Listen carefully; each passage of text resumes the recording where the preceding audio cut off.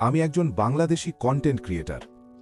আজ ফেসবুকের প্রতিষ্ঠাতার সামনে বসে সরাসরি প্রশ্ন। বাংলাদেশে ফেসবুক ব্যবহারকারী কোটি কোটি, তাহলে আমাদের ইনকাম অন্য দেশের তুলনায় কম কেন? ইনকাম নির্ভর করে বিজ্ঞাপনদাতাদের বাজেটের উপর। বাংলাদেশে বিজ্ঞাপনের সিপিএম তুলনামূলক কম, তাই একই ভিউ হলেও আয় কম হয়। আপডেট বাড়ে রিচ কমে কেন? আপডেট করা হয় প্ল্যাটফর্ম উন্নত করার জন্য, ভুয়া কন্টেন্ট, স্প্যাম ও কপি ভিডিও কমাতে।